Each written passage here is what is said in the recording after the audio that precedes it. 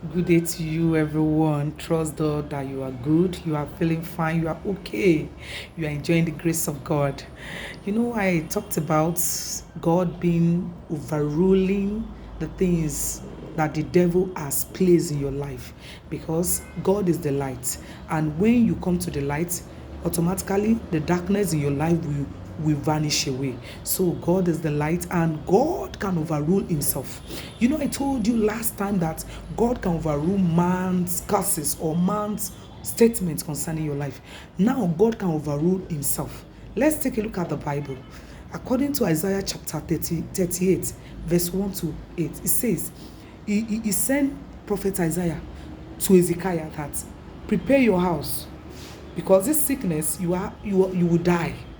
Immediately the prophet left him. He turned to the world and said, Father Lord, remember my good deed before you.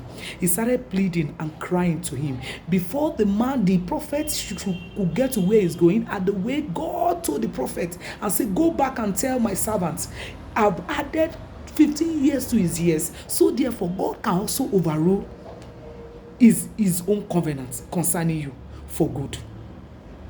Because when you are walking upright before him and you are letting him know that he is the one that is a priority in your life, he will surely overrule himself for your favor.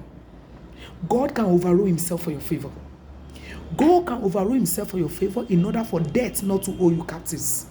Because death is about to owe Hezekiah in captives. But God sent his prophet back and said, no, I'm giving you 15 more years.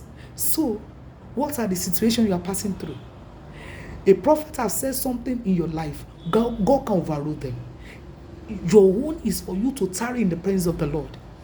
And the Lord will renew your strength. Now, God can overrule himself to punish somebody. God has promised Eli that his family will be king, will be prophet, will be father to the king in that land. You know that, but Eli refused to train his children according to the will of God. The Bible tells us, it says, train your children in the way you should go. When they have grown up, they will not depart from it. But Eli was as fault rather in that aspect. Now, God now chose who? God chose another person instead of his family. Eli refused to hearken to the will of God concerning his family. And according to the book of 1 Samuel chapter 2 verse 30, that is when the punishment of Eli came. Immediately he heard that the sons had died. Eli neck broke immediately. Eli neck did what? Broke. And the son, the daughter-in-law of Eli named the child I gave birth to a terrible name, because it says the glory of God had departed from Israelite. So tell me, when you are not on God's side, God can overrule his covenant concerning you for you to be punished. This is where we need to be very, very careful, because God is a merciful God, but at the same time is a consuming fire. Don't take his mercy for granted. Never you take the grace of God for granted. Saul, for example, the king, he was the least of the least in the tribe of Judah, which is the tribe of the Israelites. The Israelites, they said they need king because the son of that prophet is misbehaving. So they chose Saul. He was the least from the least of the tribe of Israel. Now, Saul was arrogant. Saul was proud in the presence of the Lord. Saul could not be patient. Saul wanted to satisfy the people more than God. He never waited patiently in order to what? To hear from the Lord before he offered that sacrifice. He never waited for the prophets.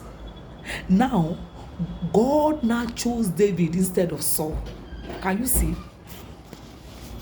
God chose David instead of Saul. So now tell me, everyone can be subsidized. There is a substitute for everybody. So, in order for you not to go away from the will of God, make sure you are on the Lord's side. The Lord torments Saul with a tormenting spirit. But do you know that if Saul had known that his end, his family will come to an end in a day, he will never disobey God. So that is why I told you that God is a consuming fire. It is well with you. The Lord bless you. Stay tuned.